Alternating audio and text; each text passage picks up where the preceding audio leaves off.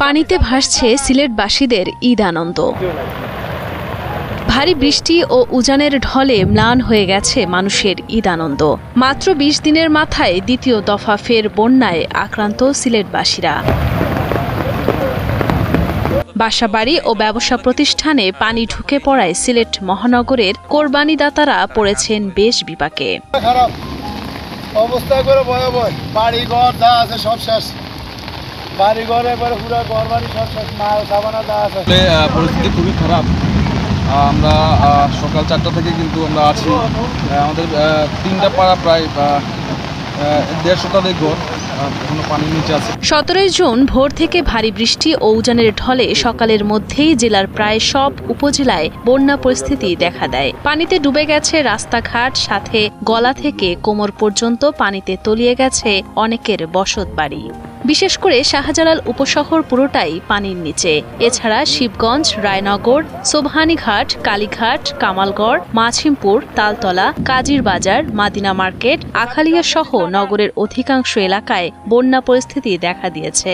এ অবস্থায় বেশিরভাগ ঈদগাহে ঈদুল আজহার জামাত বাতিল করে স্থানীয় মসজিদগুলোতে নামাজ আদায় করেছেন মুসল্লিরা। বেশিরভাগ জায়গায় সম্ভব হয়নি কোরবানি দেওয়া। এয়ারপোর্ট রোডটা খমরিমা পানি, মানুষের যে দুর্ভোগ সারা বাংলাদেশ সারা ওয়ার্ল্ডের মানুষের হইরাম, এই দুর্ভোগটা আমরা কারণটা হয়েছে কি আমরা বাসা বাড়ি বানাইছি, আজকে একটা ড্রেন ঠিক মতো কাম করছি না, আজকে আমরা সুরমা নদী খনন নাই। কোমর পানি রাস্তার মানুষের গাড়ি গুড়ি আটটাই দিন লাখরতলা চকি দিকি খাসতবি সারা রাস্তায় পানি। আচ্ছা, আপনি কত সময় থাকি আছে? আমি আজ ২ ঘন্টা থাকি। আমরা দোকানে পানি, আমার দোকানেও আমার পানি। সিলেটের প্রধান ঈদের জামাত অনুষ্ঠিত হওয়া শাহী ঈদগাহে প্রতি বছর ১.৫ থেকে ২ লাখ মুসল্লির সমাগম ঘটলেও এবার বৃষ্টির কারণে মুসল্লি ছিলেন মাত্র কয়েকশো। এই বৃষ্টিতে ভিজেই শাহী ঈদগাহে প্রধান জামাতে অংশ নেন সিটি মেয়র আনোয়ারুজ্জামান চৌধুরী। আমাদের মুসল্লিরা, আমাদের মুরব্বী আর কষ্ট করে বৃষ্টিতে ভিজেও আপনারা দেখেছেন, তারা এসেছেন। তো ঈদের জামাত আমরা পড়েছি।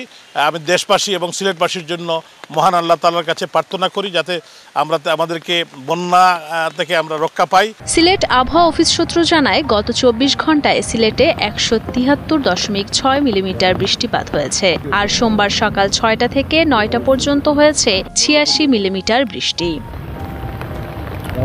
এদিকে বন্যার কবলে পড়েছে সুনামগঞ্জবাসীও। এক রাতের বৃষ্টিতে প্লাবিত নিম্নাঞ্চল, ডুবে গেছে অনেক গ্রামীণ সড়ক। এতে বন্যার পানিতে তলিয়ে গেছে সুনামগঞ্জ পৌর শহরের বড়পাড়া, তেঘরিয়া, নবীনগর, ১৬ ঘর সহ অধিকাংশ এলাকার সড়ক। অনেকের বসত ঘরেও ঢুকেছে পানি। ঈদের দিন বাড়ির আঙিনা ও বসত ঘরে পানি ঢুকে পড়ায় কোরবানি নিয়ে দুর্ভোগে পড়েছেন অনেক মানুষ।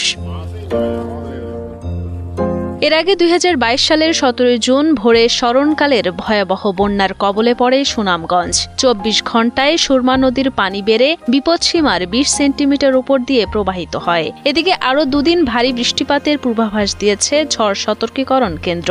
এতে ফের ২২-এর বন্যার পুনরাবৃত্তি আতঙ্কে আছেন সুনামগঞ্জবাসী। বন্যা মোকাবেলা সহ সব ধরনের প্রস্তুতি নেয়ার কথা জানিয়েছে জেলা প্রশাসন।